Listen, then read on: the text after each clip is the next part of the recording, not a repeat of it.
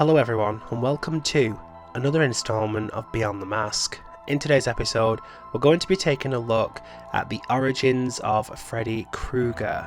More specifically, I'm going to be talking you through the first time Freddy Krueger brutally murdered one of the Springwood children and begun his murderous reign on the town itself. Viewer discretion is advised. This video will contain potentially upsetting scenes and moments that may not be suitable for all viewers. Also, this information is taken directly from the A Nightmare on Elm Street The Beginning comic book, which tells us a great amount of detail about Freddy's backstory and his time in Springwood before the events of the 1984 movie.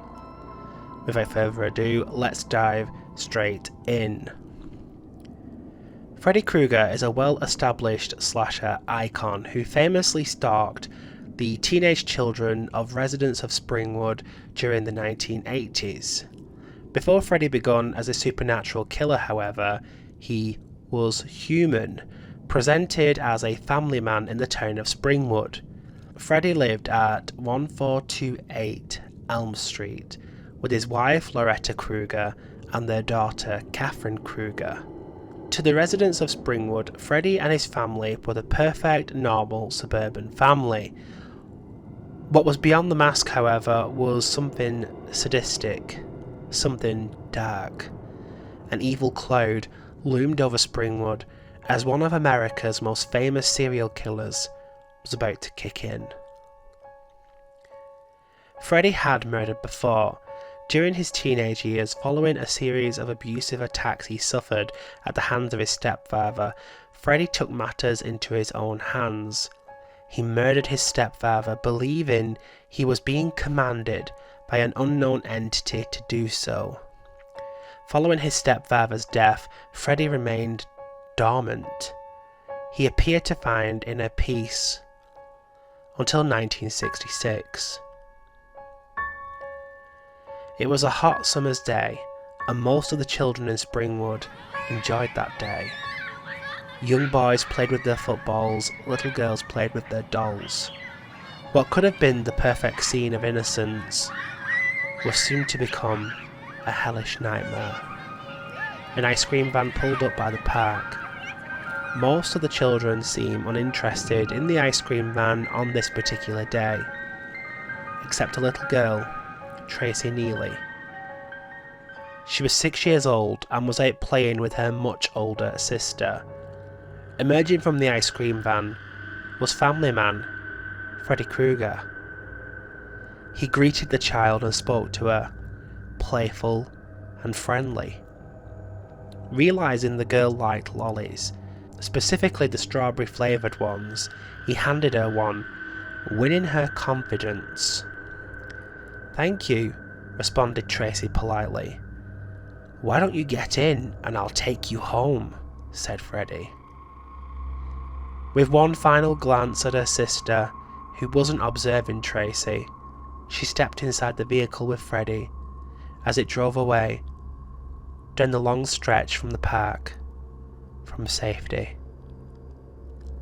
Several hours went by. Tracy's sister realised she had disappeared. She began searching.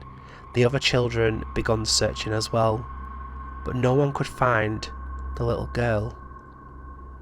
The following morning, the search for Tracy had become town-wide news.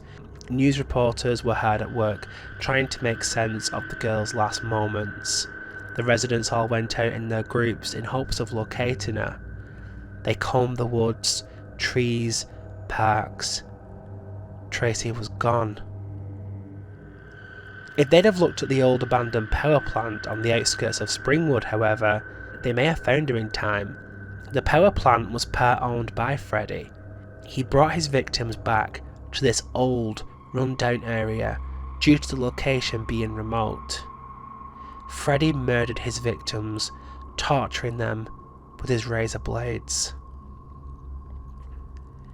In daylight, though, he played the family man. He joined in the search for Tracy, helping where he could, presenting himself as a genuine member of the community. By the third day, Tracy was long dead, and her whereabouts unknown. 2 months later, a dog walker spotted something interesting in a woods nearby. A blue dress exposed from the dirt that was likely placed to conceal it. The dog walker, however, soon became aware of what he had discovered. 2 months after her disappearance, the body of Tracy Neely was discovered. The police never fully realised the details about what specifically happened to Tracy or what state she was found in, but this was only the beginning of Freddy Krueger's sadistic killing spree in Springwood. And that's it for this video. I hope this has helped provide a very early origin story for Freddy Krueger.